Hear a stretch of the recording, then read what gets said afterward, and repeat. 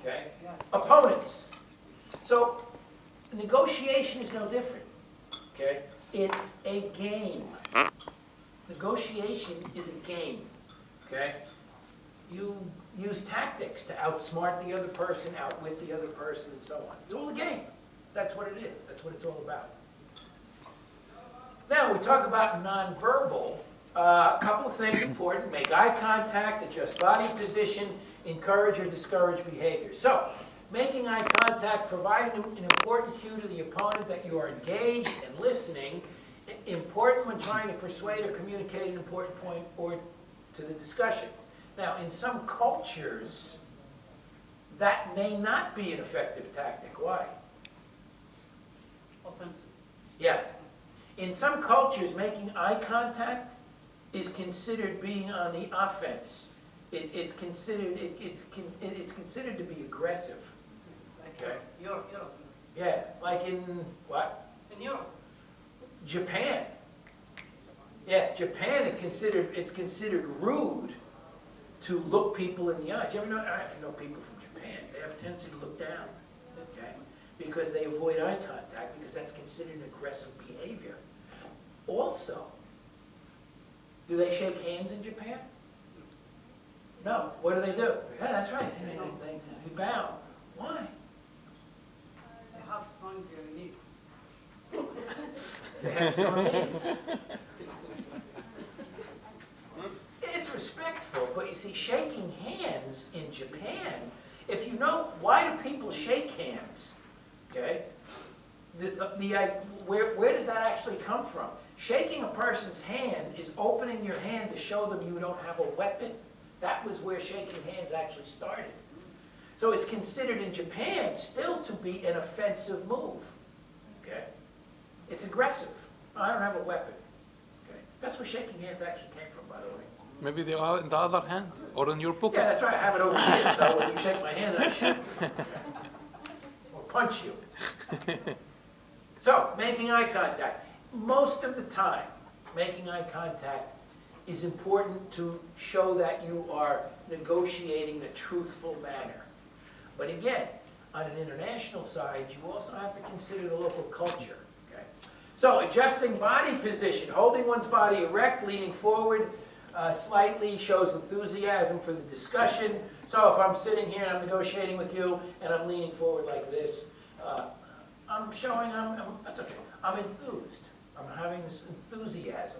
Now, here again, crossing arms, bowing the head. What's frowning? What is frowning? Yeah. Sorry. Where was I? So, frowning. All of those things can signal a strong rejection or disapproval of the message. Is that a good thing or a bad thing? I want to put it another way. Is that effective or ineffective? It's effective. There's nothing wrong with that. So if you're negotiating with, we'll go back to our software provider. I'm the procurement person for my company. The software provider is telling me how long it's going to take for delivery of the new software, and I'm frowning at him.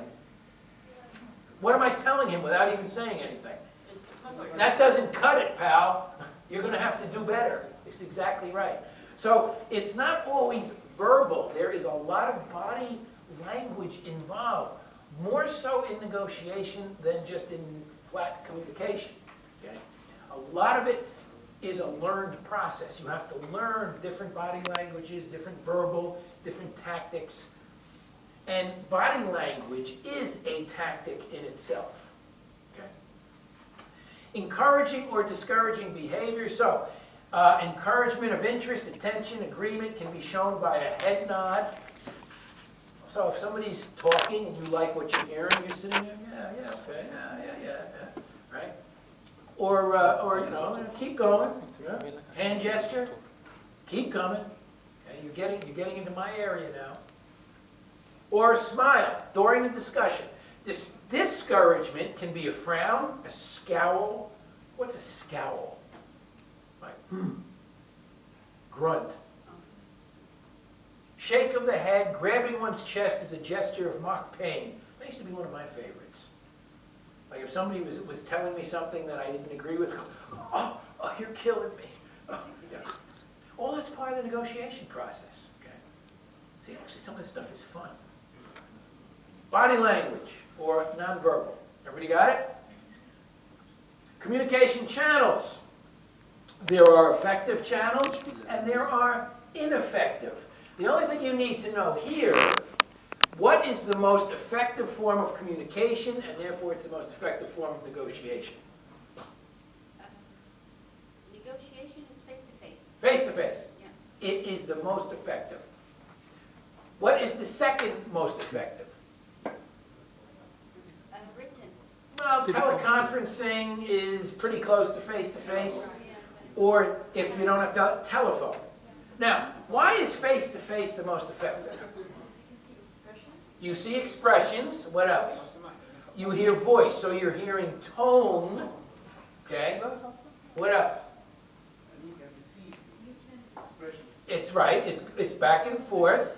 You can see body language. You can see eye contact. It's very effective. It's the most effective. Now, long distance negotiation, you can do teleconferencing, which is almost as effective as face-to-face. As a matter of fact, this is relatively new, because years ago, there was no such thing as teleconferencing. Okay? So it was just face-to-face was the best, and the next effective would be telephone. What do you get on the telephone? What is still effective over the telephone? Voice, tone.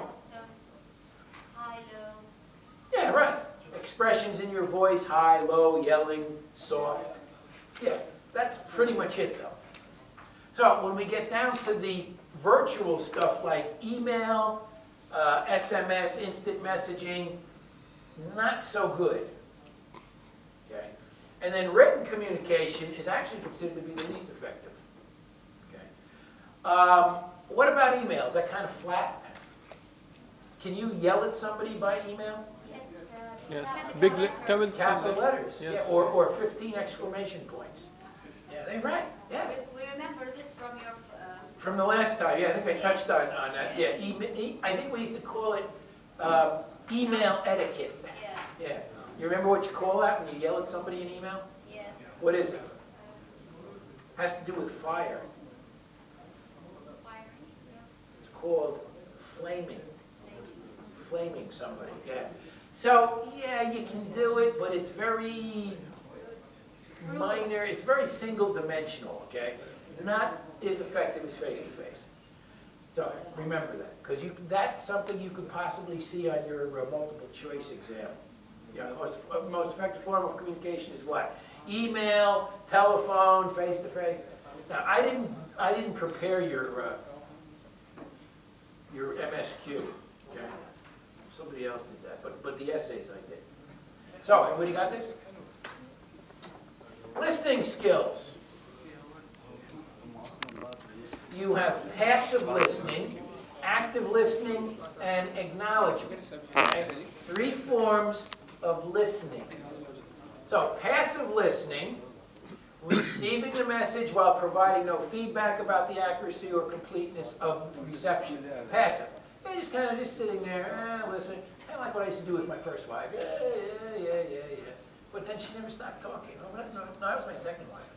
Yeah, funny too. So you become a passive listener. It's like the fact that somebody never stops talking, you become passive. All right? You just sit there and just kind of put up with it. All right? I used to do that to my mother too. My mother. Yeah, okay, yeah. That's passive listening. Okay. Acknowledgement, now you have interaction.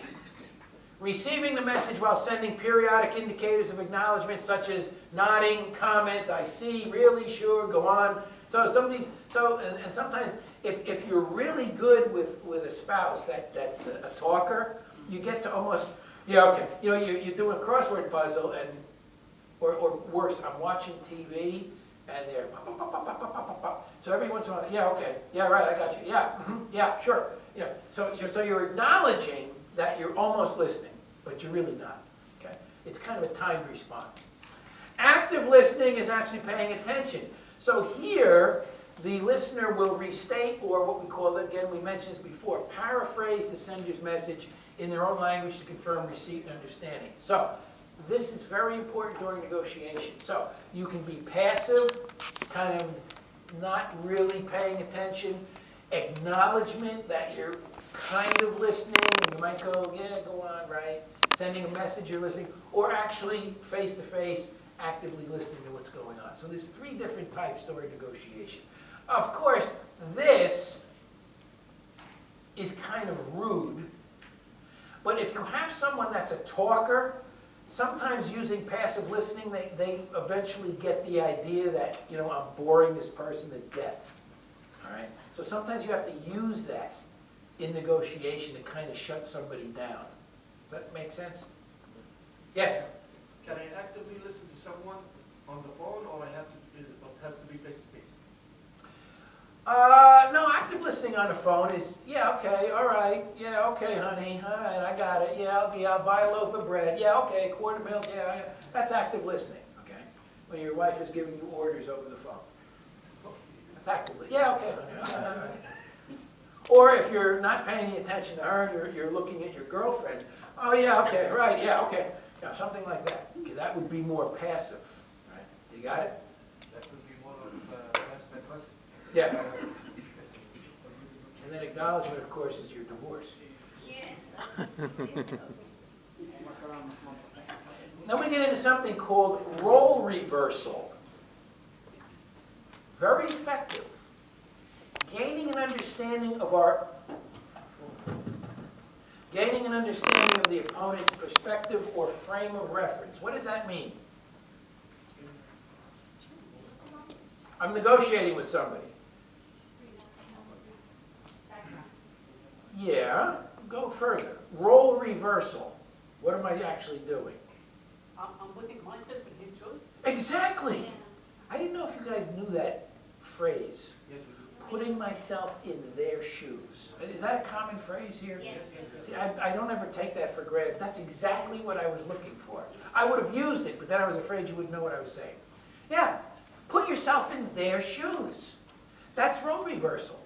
And that helps us. Remember we said, if you want to have win-win negotiating, the best thing to do is put yourself in their shoes. That way, you know what you want, but by knowing what they want and where they're coming from, you have a much better understanding that can result in more of a win-win scenario. Rather than if you're being very selfish and not considering their position, which is more win-lose negotiation. Remember one thing, win-lose, distributive negotiation, distributive bargaining, okay, is all about I win, you lose, and I don't care if you lose. All right? Integrative, interest-based negotiation or bargaining is I want us both to walk away with something, feeling satisfied. Okay? That's what it's about.